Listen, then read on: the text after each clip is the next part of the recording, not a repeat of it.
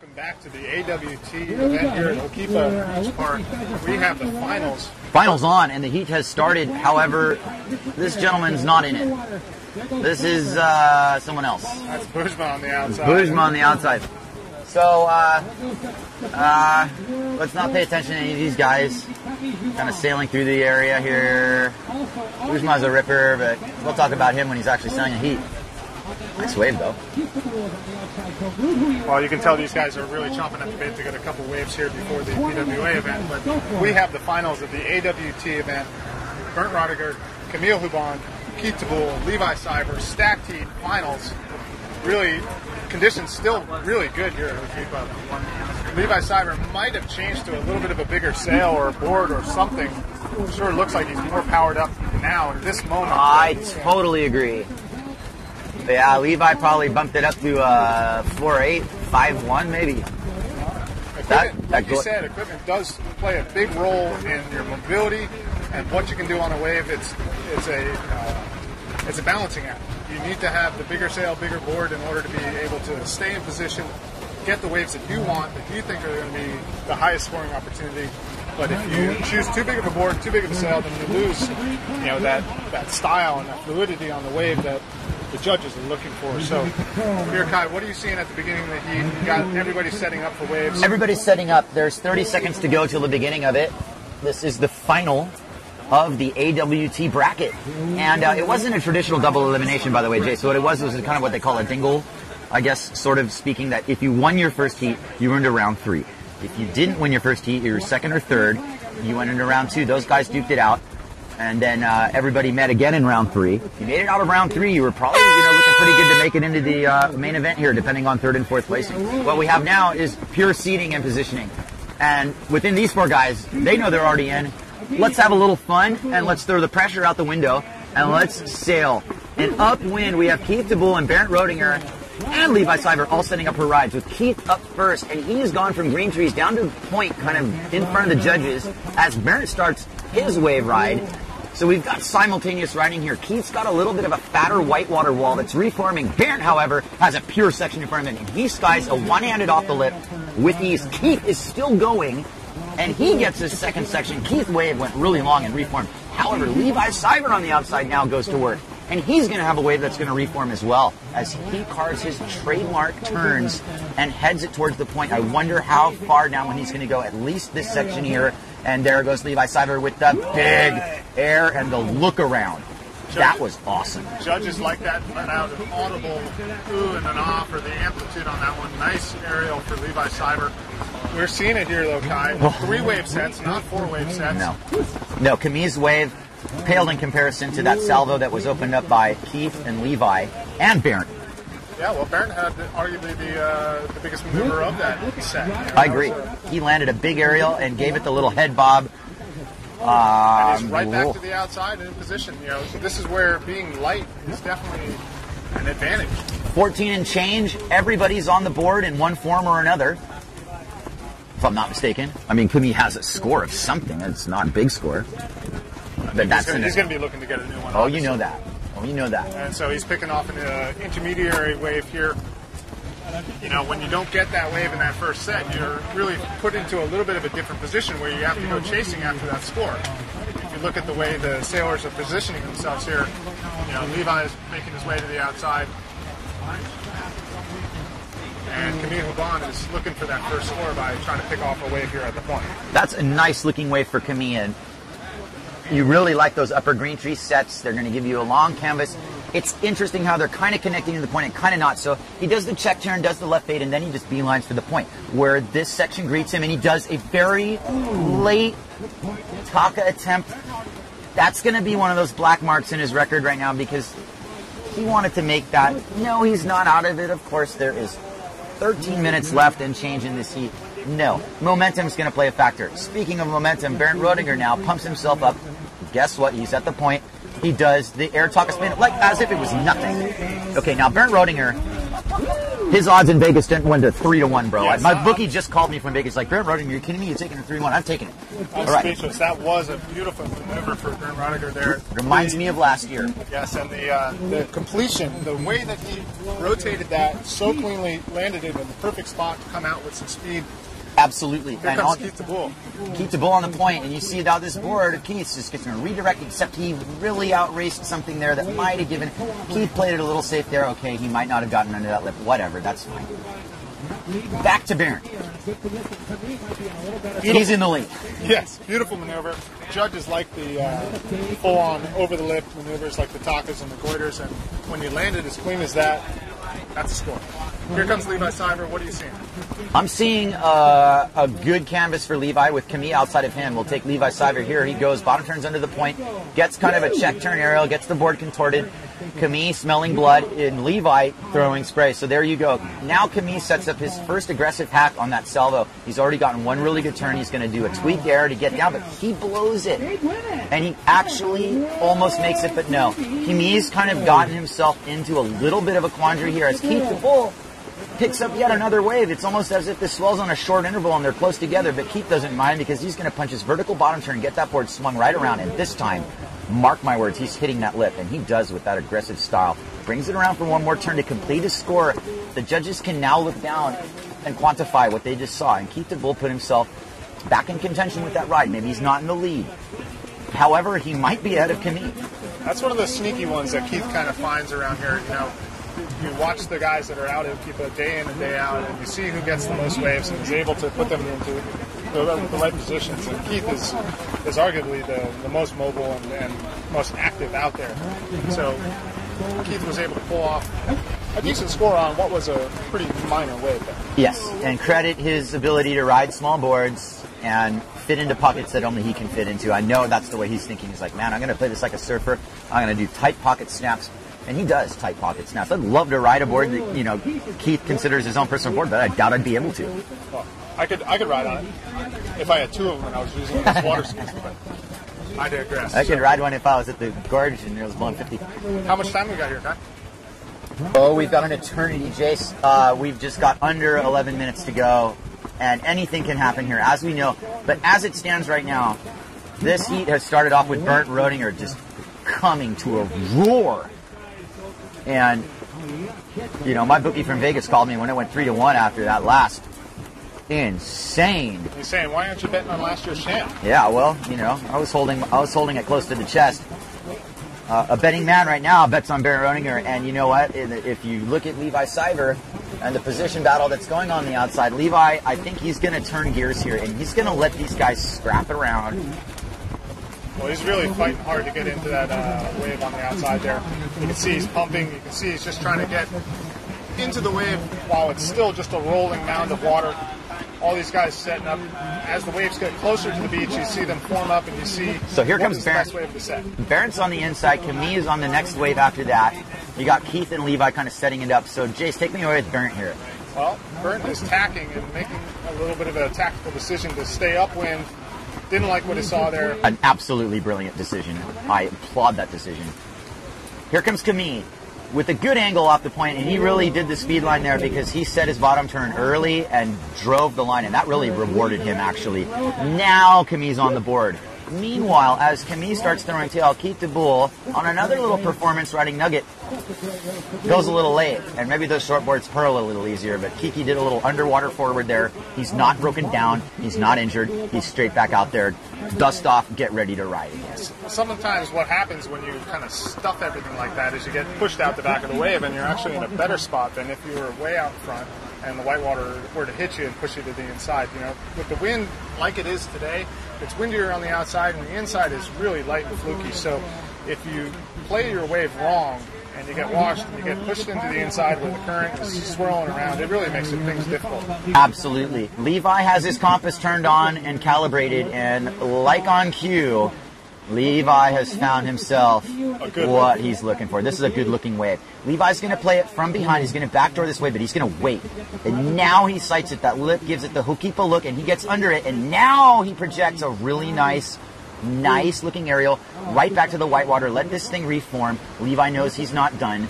Meanwhile, out the back, way upwind of him, Bernd Roediger's setting up, but we'll still concentrate on Levi here as he goes for the high line, gets low under the lip, does another nice turn, goes for a kind of a lazy taco, doesn't make it. End of the ride, no problem. Bernd Roediger, however, goiter kind of fell apart, wind gust, not there. Look at the wind, Jace. What do you see? Well, I see it is coming in from the outside, but on the inside, still real light. What I was thinking about for Levi is that was the spot that he got his stock at the last time, and you can tell that he was looking at it in much the same way there. Absolutely, the problem being the wind didn't give it to him. The wind really foiled him.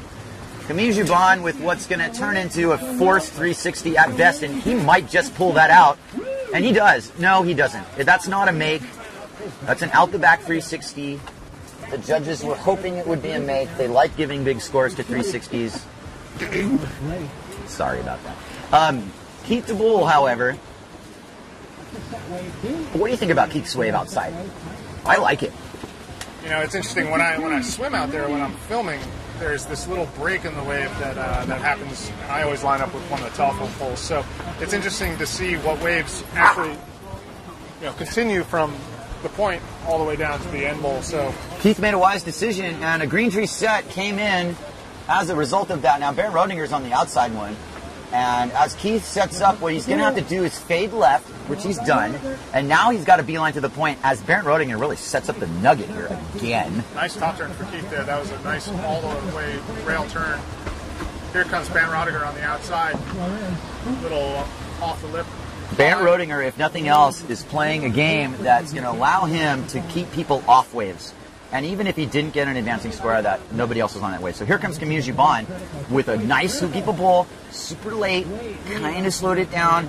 The wind is getting frustrating, guys, because it's not allowing guys to complete wave rides. They're getting their big hits. They're going for the dramatic one hit. And Camille did a really smart thing there in that he's like, okay, whitewater ride, forget it. Turn around and get back out. We're at 6 minutes and change now. So in this AWT final at the 2013 Aloha Classic, it's coming down to somebody's going to need a big score. Right now, Bernd Roediger's got that big score, a couple of them. And I consider him close to in command of the heat, really. I mean, what are you seeing? Well, I'd say you're definitely right there, Kai. It's, I think when we switch to the other divisions in this event, you're going to see how hard it is out there today. The conditions are not easy. It's not easy to get a wave. It's not a lot of power on the wave when you get to the end bowl. When you get to the inside, the winds get really fluky. So you're going to see that these guys are making it look really good out there. And it's hard if you get behind in the heat to really come up with two big scores. I mean, it's hard enough to come up with one. So Keith Teboul on the end bowl here, looking for something, fading a little bit left, waiting for it to line up. Riding on the white Goya sail. A little bit of a slow whitewater turn there. Pretending it's maybes. Well, maybe not. Maybe just kidding. Not. No, that's not quite the aforementioned spot, highly secretive spot. But, Keith is a well-rounded sailor. Prefers rifling point breaks, shallow reef break stuff. And he can take you to the edge of the earth if you want to travel with him. He will definitely consider himself a worldly wise sailor. As does Camille Juban, who hails from Guadeloupe. And that's another interesting thing. What do we have here? Bernd Roediger, Siver, kind of the Maui guys. Camille's from Guadeloupe. Yeah. Good round. Good round of people. Camille Juban. Didn't like what he sees. Kicks out. Levi Siver up at the green trees, trying to make something out of this wave. Got something all the way down at the end bowl if he can get over the flat section of the wave here. And he sure can. And he goes under the lip and makes the 360 this time with a spray that went halfway down to Mama's Fish House. That's the Levi Siver 360 I was waiting for. And you know what? Levi Siver could have really bumped it up there. The landing and the violence of spring involved in that landing, that was dramatic. And you know what? The earth shook when he landed that, didn't it? Well, he was way out in front of that one, Kai. So, that's a big score for Levi. He already had another one in the bag. He's got a full scorecard, but he's definitely looking for the next wave to match up with Bernd. I wonder if do you think Bernd saw that? I think Bernd might have been a little bit outside, although he wasn't riding a wave, so he could have been looking. I think it's entirely possible Bernd saw that. And if Bernd saw that, he knows that Levi's closing in here. 3 minutes and 40 seconds left in the heat, Jace. Levi's capable of still taking this final. Sure. These guys are treating it as all the marbles as they should. It's good practice. Any one of these four guys could end up in the final of the Aloha Classic main event here. mark my words, one of them might very well do it. I'm not going to tell you who I think will. That doesn't matter. But the point is, any of them could. And we know that. Could, and some of them have. And some of them have. There's no doubt about that either. Super heavy heat here, and, you know, not the easiest to call, but it is playing itself out here. We are seeing the slight separations. You know, I will say that Levi's kind of climbed into challenging Bernd's, you know, supposedly. We're not going to be, you know, we're not going to speak for the judges, but here comes Keith Teboul with an end bowl. Take me through, Chase. Well, it's lining up well here, setting up at the end bowl. He's going to try to get up under the lip here. Nice vertical turn for Keith Teboul, but definitely not a heat winning wave there. On the outside and upwind up at the green trees, here's Bernd Roediger. You've got to be kidding me. Yeah, and he just slides that around so easy. That's like skateboarding, and they call it a nose bonk. And the nose never left the water. He rotated around his nose. And it's like that nose, it was like a nose plant. Super automatic. Now, Bernd's pretty much in control. Well, that was a wonderful maneuver, really well executed.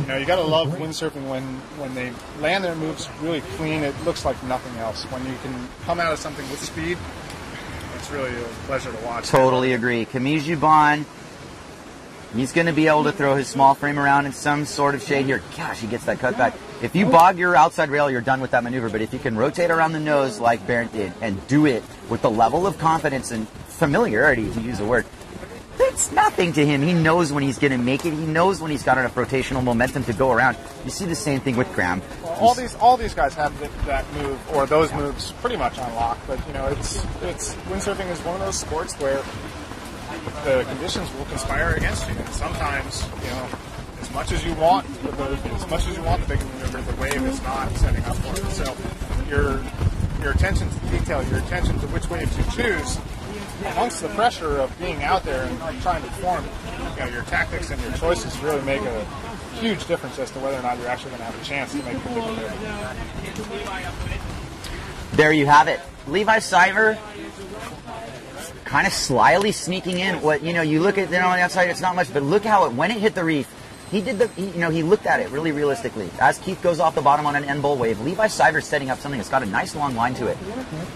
And Keith backs out of a floater opportunity, probably better off with the bad wind that was associated with that wave. Levi's played the high line throughout this whole wave, and now he gets a lip line and gets to do a spinning Taka, didn't get enough momentum, and that is not Levi's fault. That was the wind's fault. The wind quit on him, and you can't do that move unless you got a good spring off the bottom, be able to sheet in and get your rotational momentum going. We've got 28 seconds left in this final of the AWT bracket. And like manna from heaven, Chase, on a challenging forecast, the mojo that is Sam Bittner's AWT Tour has come through again. Again. That's the truth. Again. Good things come to good people, and you know, Sam and the crew here at the AWT. That's a high five for Sam Bittner. Thank you, Chase. Well, it's good to be here. It's good to be here. It's nice to see all the best guys really ripping it up here with Levi, and that is the end of the heat. That's the end of the heat, and it's not the heat. So we have actually 2 minutes left. Stand corrected, and in these 2 minutes, I think you have 4 minutes. Excuse me, 4 minutes left. All right. Okay, 3-minute change. Sorry, everybody at home. My bad. It's late in Europe. It's late in Europe, but stay up for another 4 minutes, guys, because you never know if Levi Siver can steal one here, boy.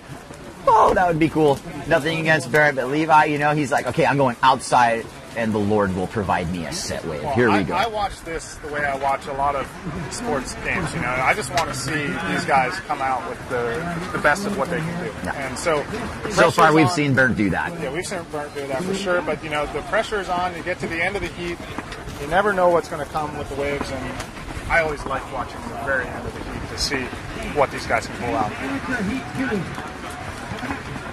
There have been some battles in these rounds. I haven't seen too many buzzer beater performances. A lot of this is played out before the end of the heat, but this one's kind of setting up. Levi's was kind of a buzzer beater, though he didn't win the heat, apparently. Regardless of who won the heat or didn't win the heat. Well, he's here because of that move. He's here because of that move. Wouldn't have advanced into the final without it. Yes, let's acknowledge that. Here's Bernd Roediger up at Green Trees. Real vertical lip whitewater climb. Yeah, it looks like a salmon going up river there. He's going to do it again. And I predict that he's even going to squeeze a Taka in off of this. Yeah, he sees a little performance spot there, but maybe not. Camille Juban from Guadeloupe, our defending AWT champion, gets it off the bottom, does a tweak there, connects the dots. And it's kind of looking like, you know, with still time to play with here. Levi Siver.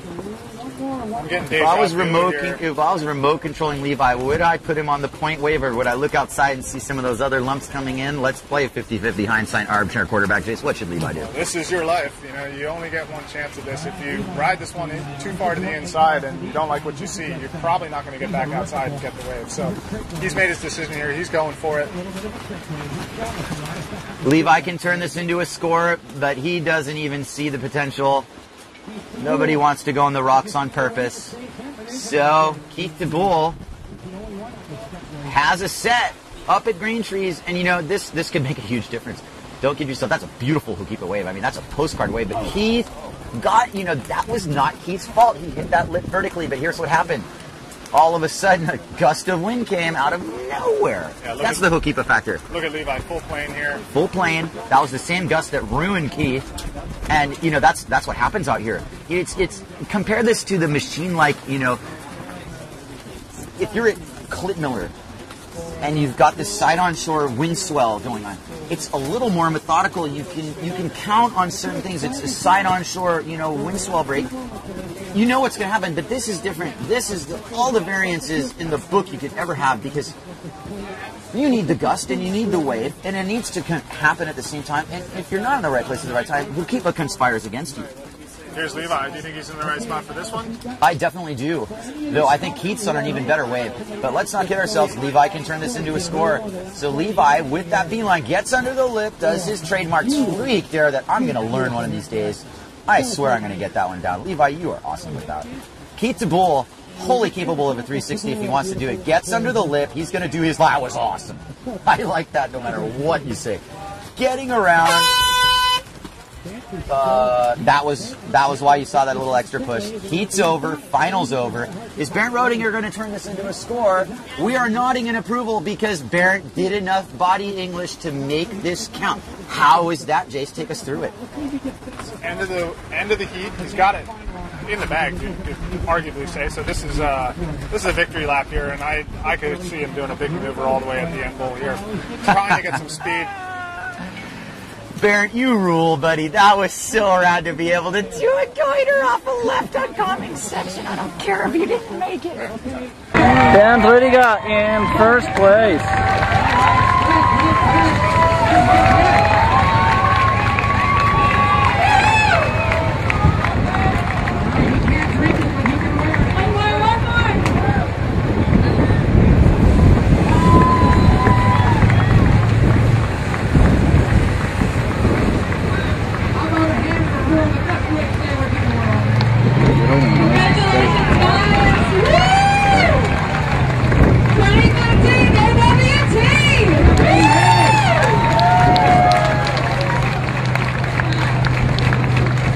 Can you speak? Are you crying? What's going on?